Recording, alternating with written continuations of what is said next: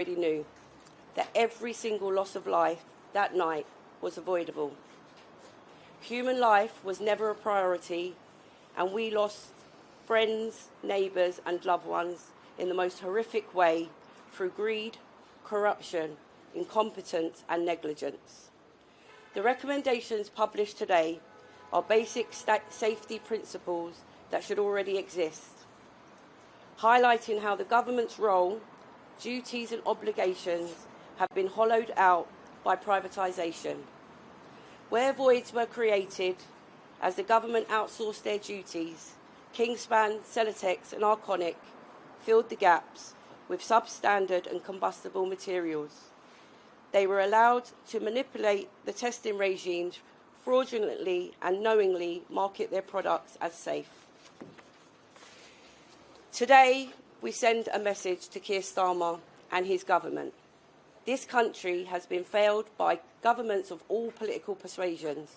Our expectation is your government will break old habits and implement all the recommendations made by Sir Martin Morbeck's report without further delay, because the time to address this is already 3 decades too late.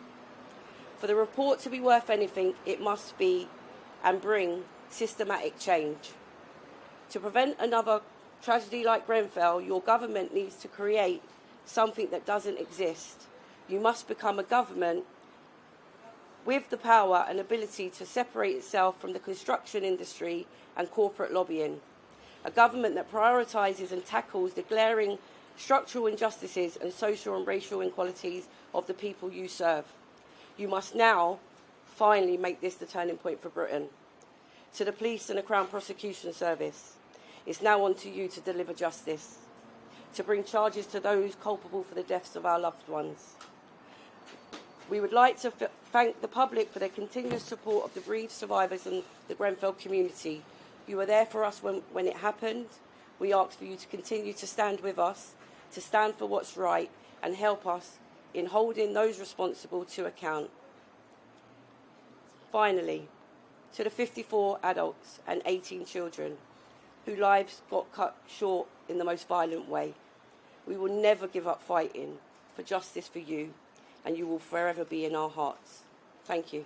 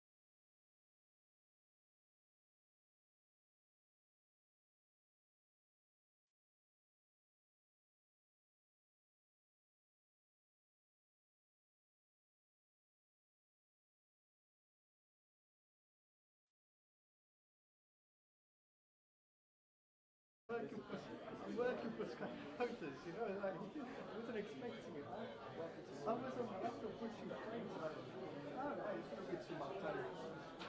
And, I mean, the thing is, like, now, at least you did the job today. True. Now, it's mostly like, look, with the two lecture mics, I know it will look horrible. I told the client, when everyone wants to talk, please, rub the lecture mic and put it in front of you. They have to do that because, like, mate, no, like the moment they sit down, I'll go again and tell them, please, take the mic and put it in front of you because otherwise the cameras will not receive the feed, the room will not receive the feed, but I'm afraid that people don't get it.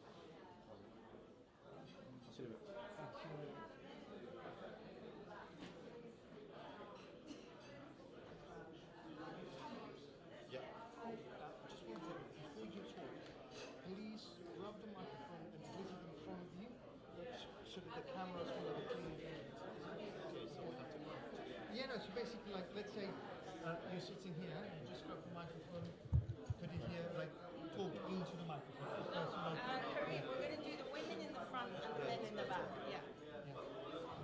Oh, at the back is Yeah. okay, so Yeah. And you can stand up.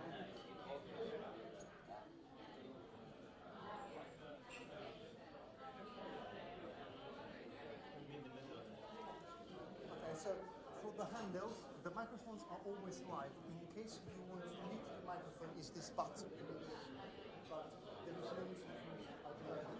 And when you're talking to the microphone, very close to your mouth, like so. Please don't do this or this.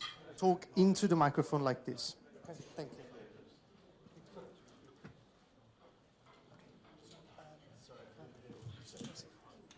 When you're talking into the microphone, please hold it in front of you, like we need a clean feed for the cameras. So talk into the microphone like this, okay? Is it actually on? When you talk like this, here it's on. This is but it's Japanese on. Okay?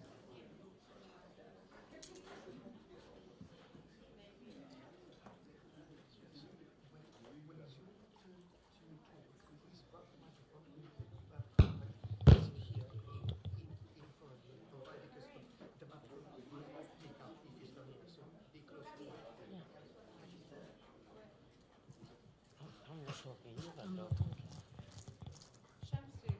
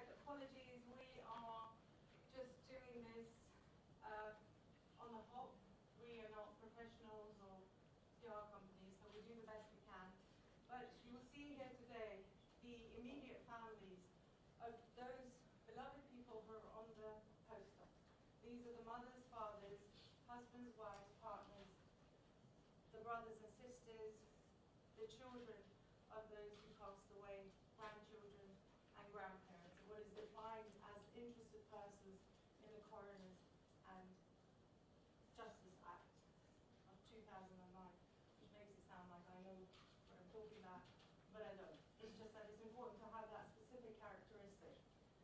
Because when a tragedy happens, and particularly where it's of such a public nature, the personal loss for those family members is completely lost in all the machine that kicks into place. And I think it's really important that you realize and recognize that behind the names and the numbers and the reports are real families and real human faces that have been impacted by this tragedy in a way that you cannot imagine. We work together, we cry together, we try hard, we get mad, we get angry. We are trying to address the systemic issues that not only led to the fire and the death of their loved ones, but what happened from day one, which was a systemic program that not only shut down their voices, but also meant that they were locked into what is now the inquiry, which is the reason why you're here today, taking an interest. For the press and the inquiry is a milestone moment. For the families, it's not anything they didn't know already. And the only thing that they've asked for from the beginning is justice. And justice means manslaughter charges, not health and safety, not misconduct in public office. And I think if you put yourselves in their shoes and it were, God forbid, your parents or your children, that's what would matter to you as well. We've brought the inquiry report here because this is justice by weight. Let's weigh how much this £173 million actually is. That's 4.5 kilos.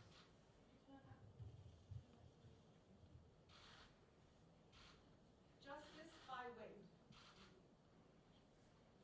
We put the second volume on. It says 7.5 kilos, I think.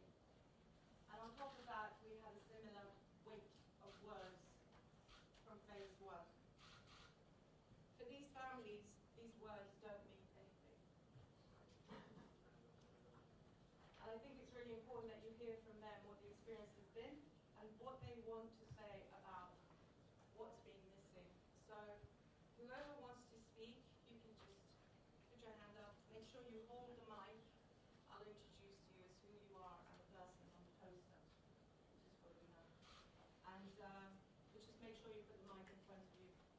So who wants to, can you?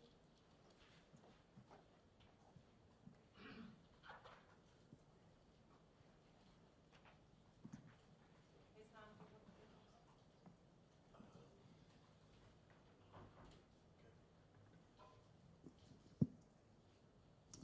I'll introduce Hissam. This is Hissam Shaker. He lost 6 members of his immediate family. His sister, you won't be able to see it down here, his brother-in-law, his mother, and his 3 beautiful nieces in one night. Half of his family gone.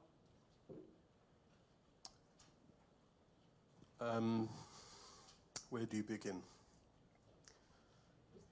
First of all, my commiserations go out to all family members that are here, that have lost loved ones due to this inferno. My thoughts and prayers are with you all, and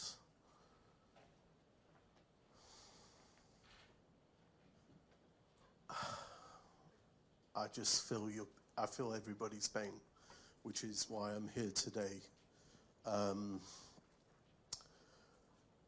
The second thing I'd like to say is I'd like to thank the inquiry for their findings and their recommendations. But the most important thing that we need to realise and understand is we did not ask for this inquiry. this inquiry was opened on the second day of the fire.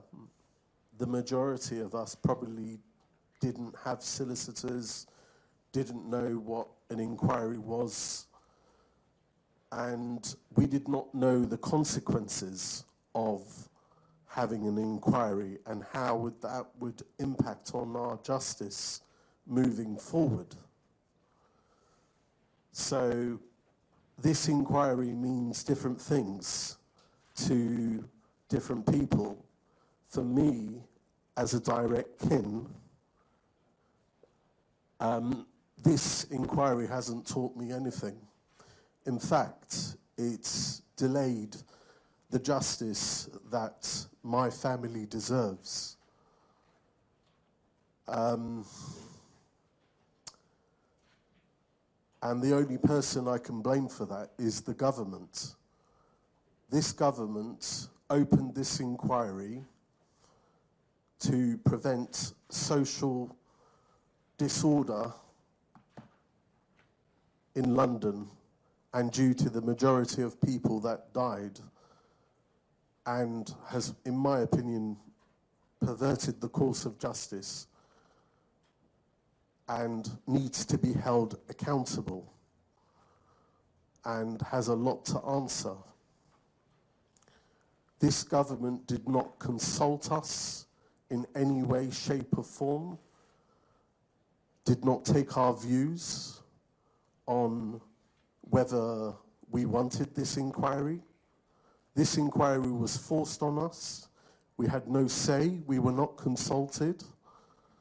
And like I say, to some it gives answers, and to some it doesn't do anything except it's put that extra nail in the coffin, as they say, or in the heart. Words cannot describe the pain that I have gone through, the pain that my family has gone through with having this inquiry running parallel to the criminal investigation. Watching the inquiry, for me, has been very painful. I've seen witnesses laugh, giving evidence, which burns me inside, how they can have the cheek to do that, knowing that they are partially to blame for what happened on that horrific day. You have other witnesses that didn't even turn up and submitted their submissions through their solicitors, claiming that they were not well enough to give evidence, yet this was not followed through and checked to see if this was actually correct. You have companies like Arconic, which hid behind what's the word?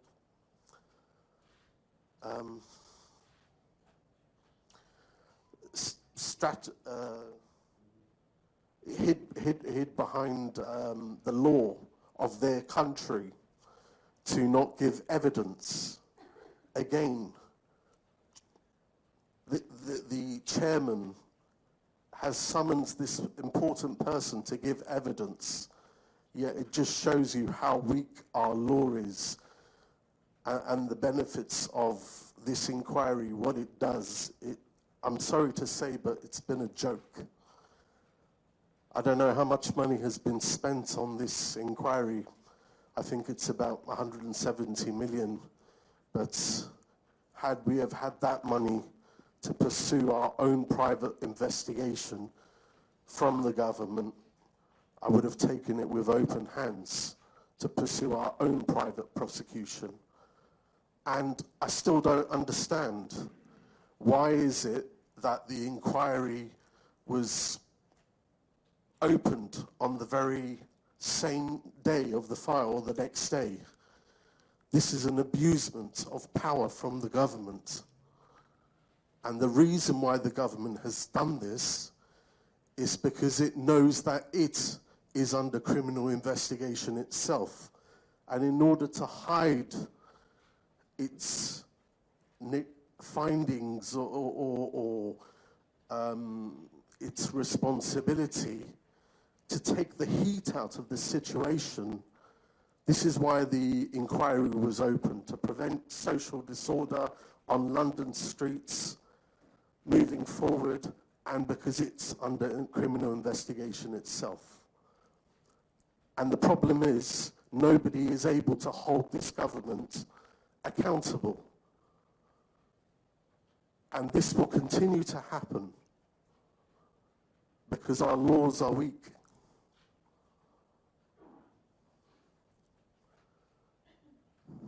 That's all. I'm sorry if I didn't present myself in the appropriate way, but when you're emotional about something or overwhelmed, it's difficult to sum up how you feel at the time of the moment.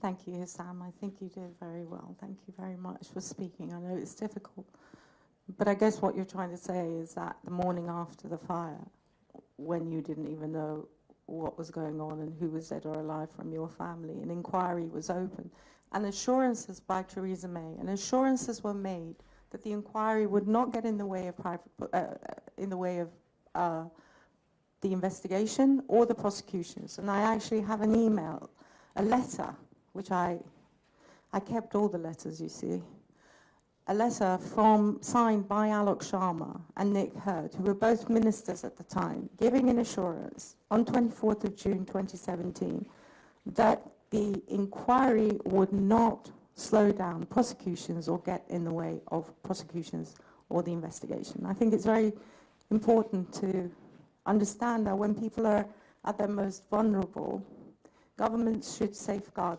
the victim's interests. Whether it was a knee-jerk reaction or whether it was deliberate, we don't know. But the consequence was that for 7 years, these families have had no closure, because closure means criminal investigations and prosecutions, and in particular sense of where there's been violent death, it's manslaughter charges. The problem is, you have here is the Grenfell web of blame that's been talked about. And the inquiry spends a lot of time talking about all of these participants. And before I hand over to Shara or Karim, depending who wants to talk about it, essentially what this has done has meant that the CPS will find it very hard to meet the bar of probable conviction. Now, we're not lawyers, but we do know how to go and ask the right questions. And what's happened is, what we've been told is that it is very difficult to charge for manslaughter where there is multiple defendants. And you all need to do your homework and go and talk to some barristers and prosecutors. That's what they should be talking about, but they're not. This basically rules out or makes it very difficult for prosecutions for manslaughter. But I think it's best if maybe Sharosh can speak about that. Good afternoon, everyone. Thanks for coming here today. I think I have a duty to the people who perished to say what I feel in my heart was the reality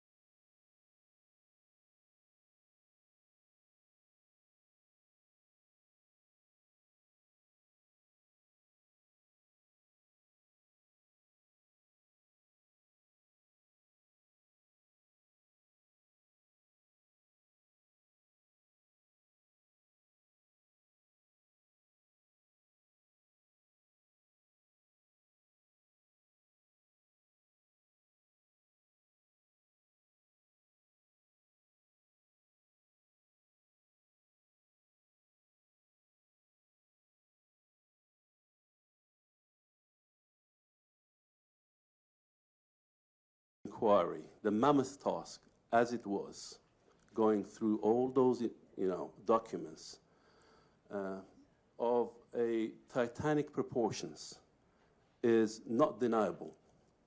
But the reality is, to me, I don't have justice, and any future prosecution that is foreseeable, I don't think is worth, even thinking about, because there's probably going to be some sort of minor charges with perpetrators getting away literally with murder. And that's the system we have in this country, where people in charge who fail their duties, who fail the watchdogs, who should have made sure that the security and the safety of the citizens are ensured, they're getting away with it. And that's the system we have. And I'm afraid, because there is no prosecution, we have seen only in the month of August, 26th of August, something that was, I would call Grenfell 2, happened in East London. Thankfully, there was no fatality this time, because the people had not stayed put.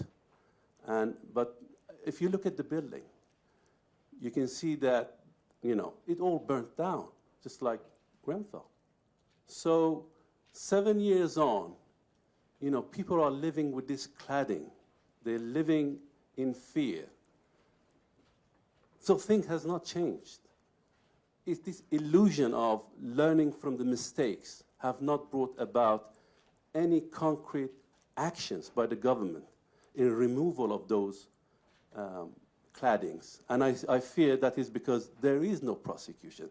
There is no consequences for people who fail while they are in office. They can just go and ignore it. Ignore the public. There are thousands of buildings wrapped with cladding today. And with a government that we have that is not taking responsibility for taking them off, it shows that they don't fear any prosecution. If we had rightful prosecution in hand, these things won't happen.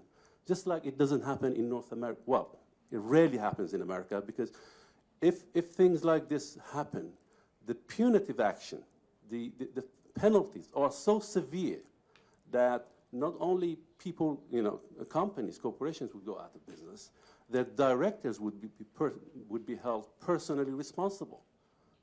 And I expect, the Crown prosecution now to tell us what sort of prosecution they're intending to have they have in mind. To me, it's a manslaughter charge, and nothing less would do. If they want to have a minor charge that leads to a small fine with suspended sentences, then I'll, bring it back to the country and tell the people, this is the country and this is the system we have. And unless it's fixed, you're not safe in your own homes. Thank you. Thank you very much. I was just asked by one of the reporters, this gentleman is Shahrukh Hamlani, who lost his mother and his aunt in the fire. He's campaigned very heavily, and his family campaigned for the PEEPS, which is the personal evacuation plans, because his mother was disabled and died in the fire. So, Can I go to Karim now, maybe? Because, so Karim lost his sister, Khadija Kaloufi, in the fire, and he's here with his mum and his other sister, Amal, and his mother, Zohra, who's sitting in the front. Karim. I'm Karim Kaloufi, Khadija's brother.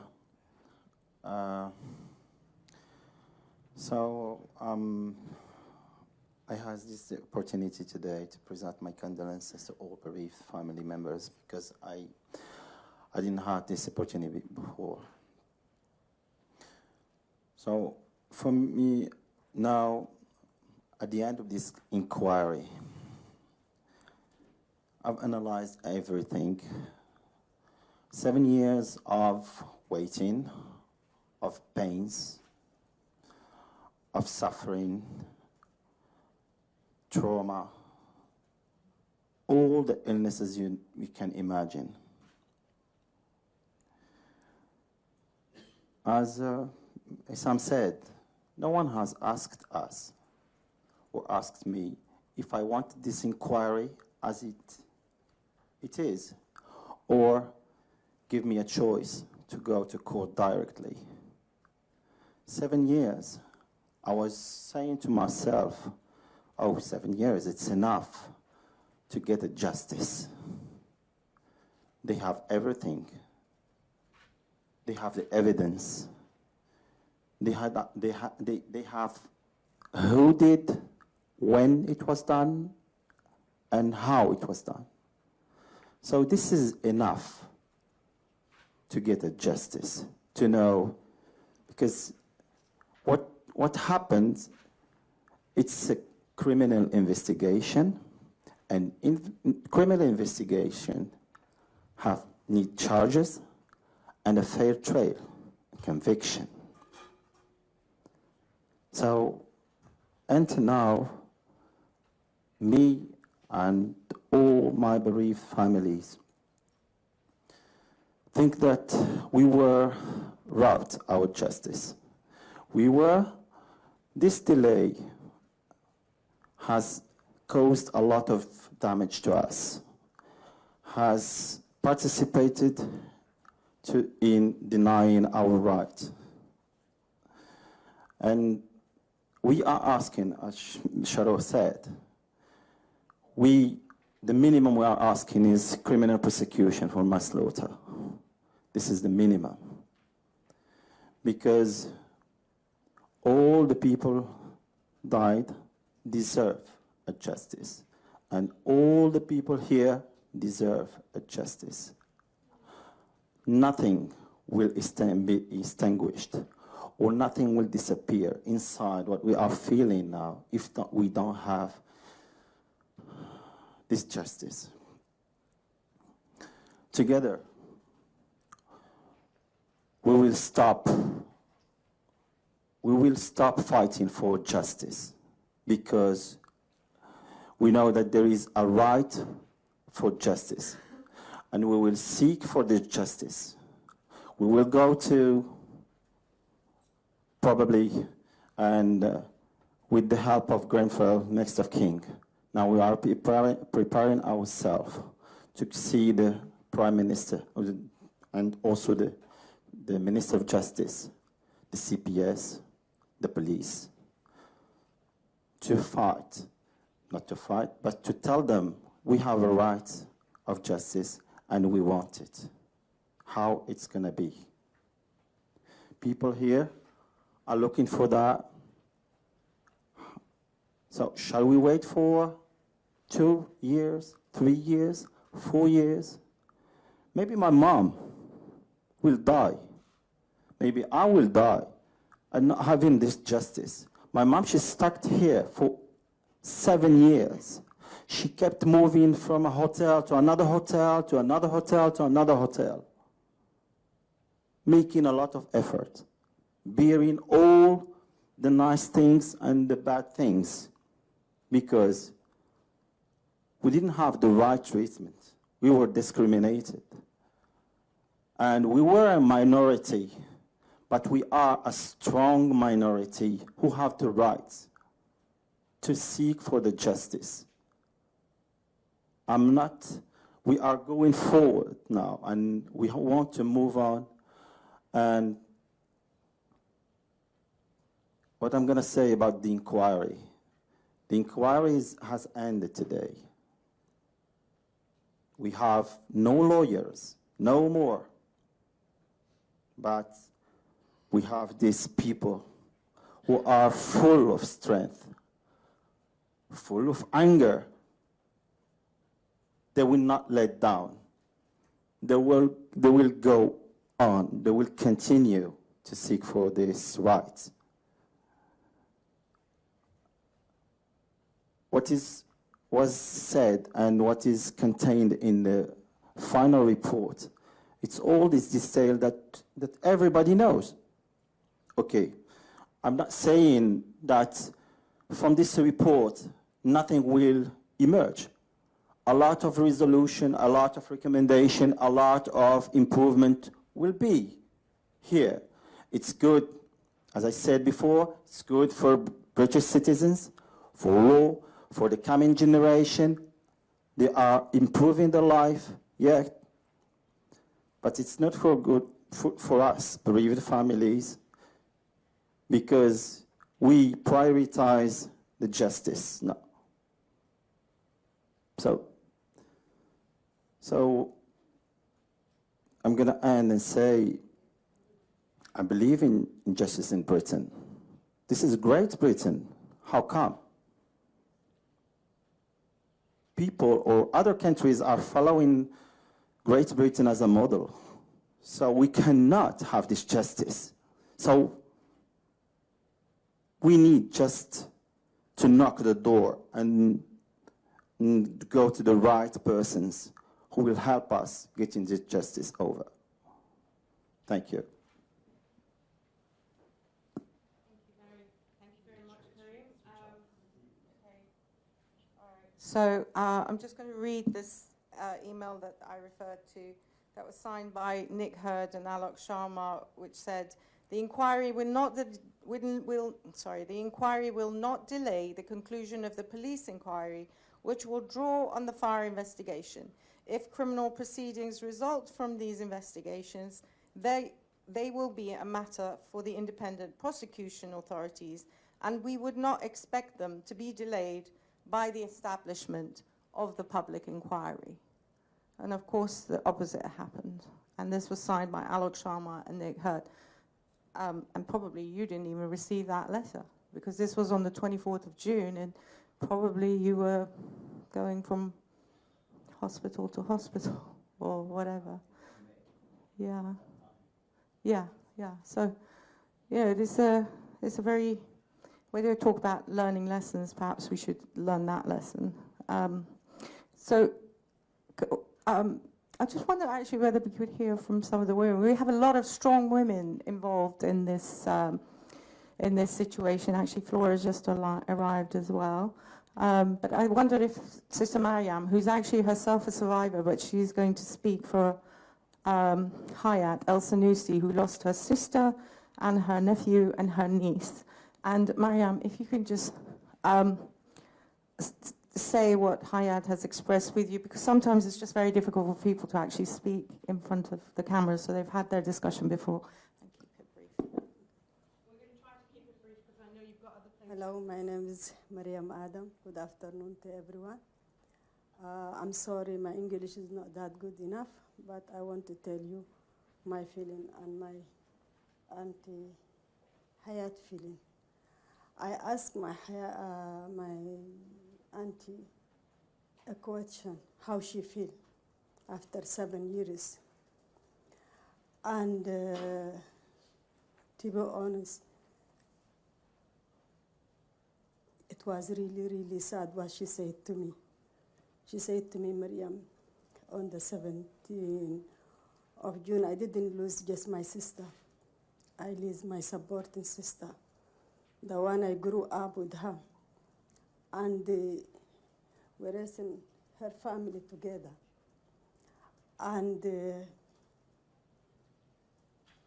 she said to me, I came from Sudan. And when I came here, I accept all the way they treated me. I accept stay in the hotel for 4 years, eating jungle food. And I said, okay, no problem what is happening. One day I'm going to get the justice. And she said, before I came here, before Greenfield, I had really a very good idea about Great Britain. That is like they said in our country, they said Sudan is like the third country in the world. And Britain, it is the first country. And she said to me, I was waiting for all these 7 years for justice, just for justice. And they stay here for 7 years just for justice. And she said, and I was thinking, no one up to the law. But I found that it is not true. And I'm really sorry to feel that. She said, I lost my sister, my beloved sister, her 2 young children, her nephew and her niece, very succeeded. They're studying university. So they came just to celebrate their mom, the Eid with their mom, but they, inshallah, I hope they're Eid in heaven. And she said, we all the things we are asking is justice. So she said, I'm here and I'm living here and I'm so worried to happen what happened to my sister. And in our belief, justice is more important, because if you don't charge someone in criminal is going to continue. And what happened to Grenfell is going to happen to the others if they will not charge it. So, and I believe for my inside, truth is going to win, and the law is going to win. And I'm waiting that to happen. And I wish if I can do anything to get the justice for my family. And I hope that is going to happen. Myself also, I have a very good memory with Auntie Fathia. When I moved in Greenfield, 2008, she was the first person I met in the lift. And the first person welcomed me in that family. And I hope the 72 people, they pass away. There is some children, I look after them in Greenfield nursery. And even some of them, I don't know if they were living in Greenfield, I found just after the fire. So please, I want really justice for them. And inquiry is finished. Even now, we don't have anyone to fight for us. And Auntie Hayat, she's really not feeling well. And I think no one feeling well. Even we are just a Greenfield resident, we are not feeling well.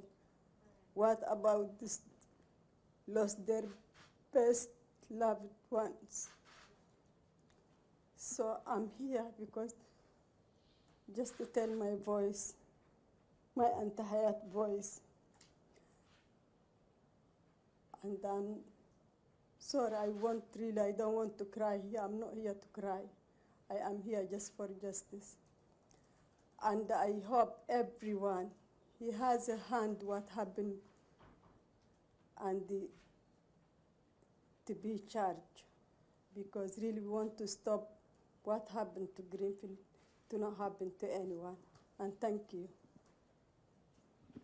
Thank you very much, Mariam. I hope you're okay. I'll come talk to you in a minute.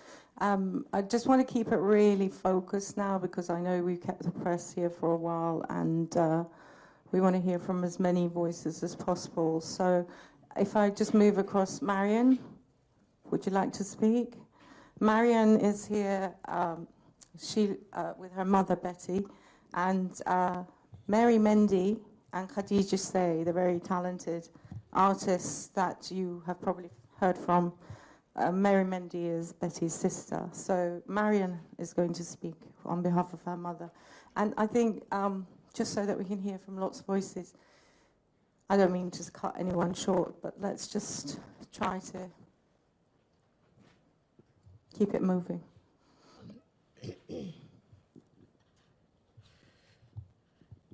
I'm really sorry, but I don't really know what to say.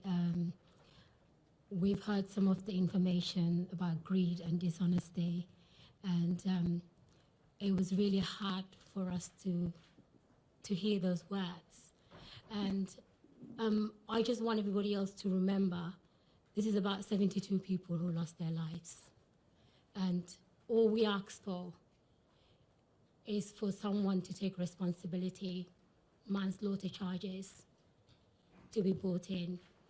We don't want misconduct in public place, anything like that. My mother lost her sister, her niece. Her sister is the one who brought her into this country, and she also brought me into this country. She took care of me. She did everything for me possible to become the person I am today. So I just want people to remember the 72 people who lost their lives.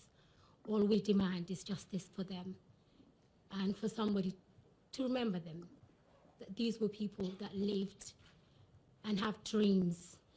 Khadija's life was lost so short that everything she dreamt of happened after she passed away, and that shouldn't be what we should remember her for. We shouldn't have to remember her that because she lost her life in Grenfell. And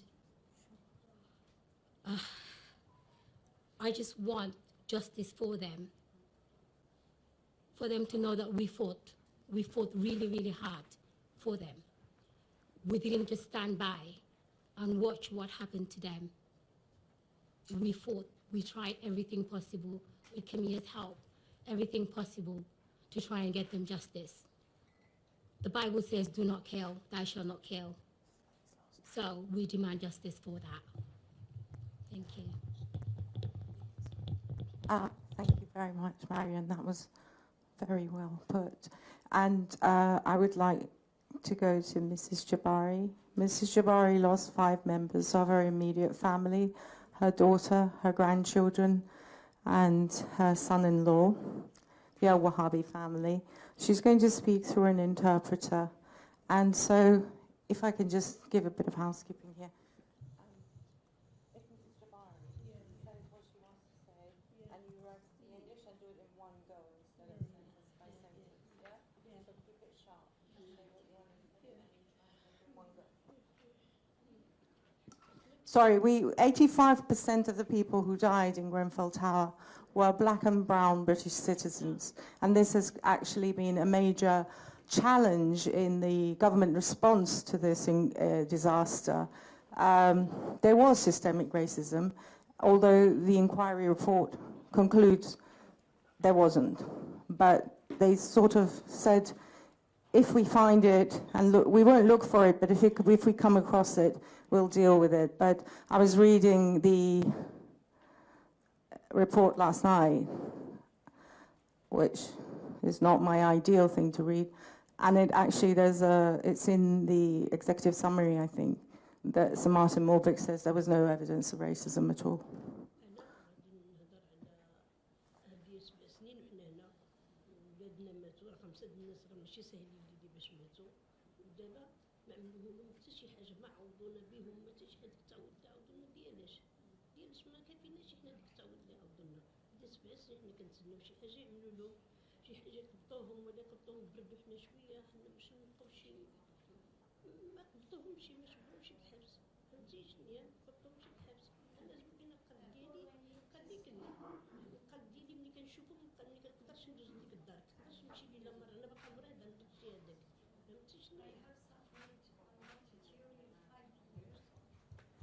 I have suffered a lot during 5 years and endured a lot because of the big loss. I lost my daughter with her children and her husband.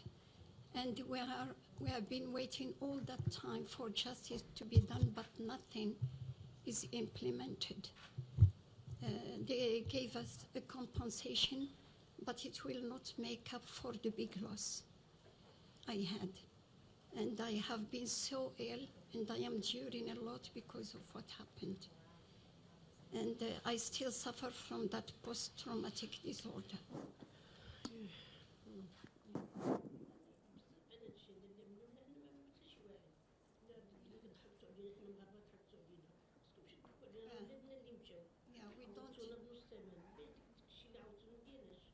We don't deserve to be treated as such. We need justice to be done because it's a big loss. it was a big loss. And we're still waiting for justice to be done, but nothing is done. I still suffer from what happened. I still suffer from post-traumatic disorder. In fact, I endured a lot because I lost my daughter with her children and her husband, 5 people in one go. But still justice is not implemented. What happened is a catastrophe, but the inquiries come to an end and nothing is done about it.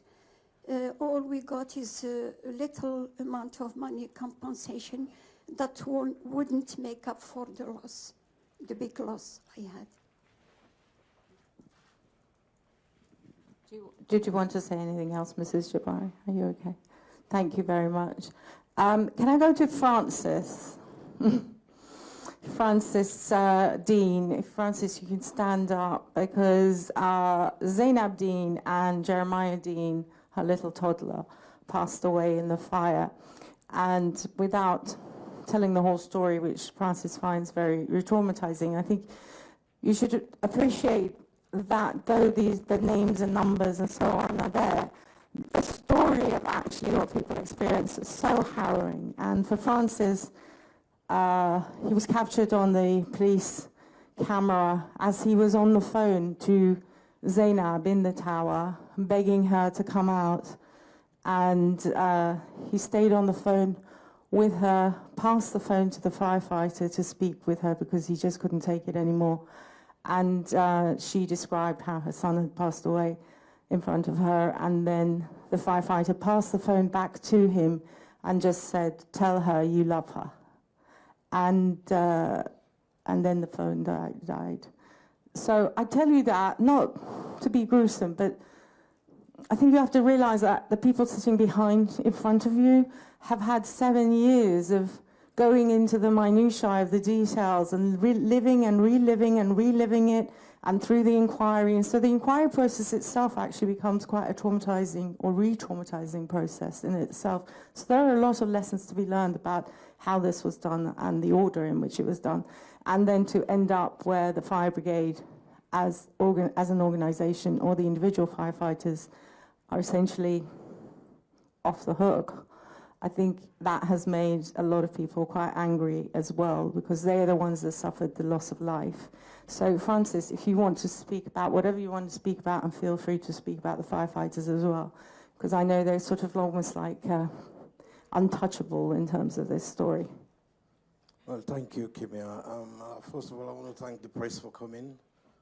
Thanks for your support. And also, I want to thank Sir Martin Mobic for the report. I guess they've done a very hard work. It's taken 7 years to get to this point. But for me, I think 7 years is delay of justice, because we deserve justice. I mean, if I could go back to the night of the event, look how fast the building caught fire. It takes like 10 minutes. You know, and nobody is to be blamed, and everyone is just passing the blame to each other. Is that fair? That 72 lives died. You know, that night, from that night, I've not been the same person. Mentally, I'm messed up. I suffer from PTSD, and obviously for stuff that happened in the past, it led to me losing my job. Right now, currently, I'm unemployed. But what we demand, we are demanding justice for these lives that died. People that died there. You know, people were screaming. So for me, it's always difficult to talk about it, because it's like, you just take me straight away back there. So I just try to compose myself as best as I can. But the government actually promises justice. You know, this was a previous government, and I do hope this current government can take up that lead and assure us that we are going to get justice. And we are also demanding justice. That's all I'm going to say. Thank you. Thank you, Francis. Just wanted to bring in the Samimi family here. They lost their mother and their auntie, and so Rahila Samimi, Masumi Samimi, and Melina Samimi, who is a bright spark because she's doing really well at university. We're very proud of you because it has been particularly difficult for the young people who've had to keep going despite everything they're experiencing. Their futures are at risk when something like this happens. So Melina lost, obviously, grandma and auntie. So what would you like me to do? Do you want to speak through the interpreter? Yeah, با از طرف این آقا صحبت کنی، یعنی من این statement رو نمیخونم. شما از باز interpreter صحبت کنی. Okay, I have a statement from them, but I think it's just better if they just speak through the interpreter. زیادم طولانی است. Okay, thank you.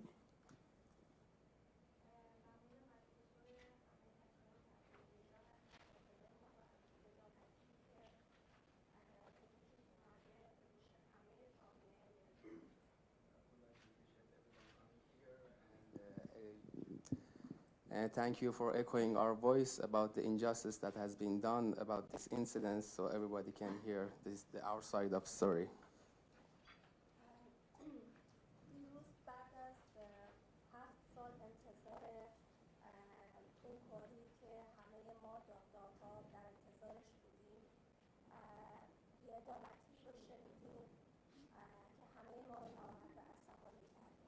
So after waiting for 7 years for a final result, we heard this injustice that made things difficult for us, that was basically just not acceptable, what we heard.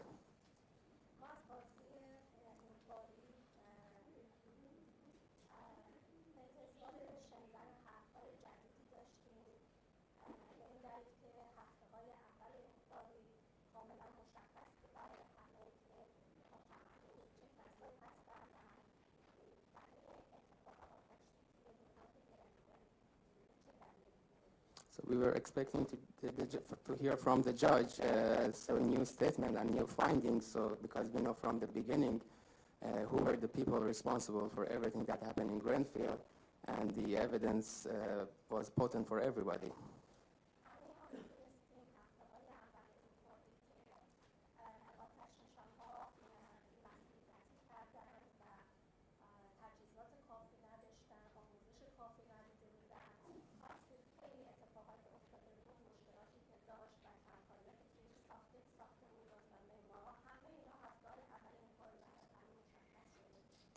So in the first weeks of the inquiry, everybody knew there were a problem with the firefighters. They weren't trained enough, they didn't have enough equipment, and the council was responsible for many shortcomings and many things that was many policy, safety policies that was not implemented properly, and everybody knew from the early weeks that these are the evidence and who are responsible.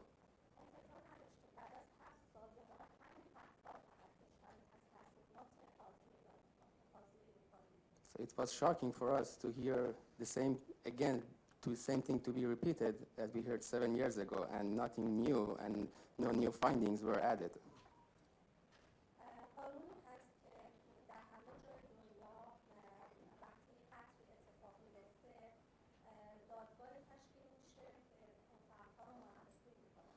So in any part of the world when the manslaughter happened, there is a court, and a judge will prosecute the people who are the person or people who are responsible for this crime.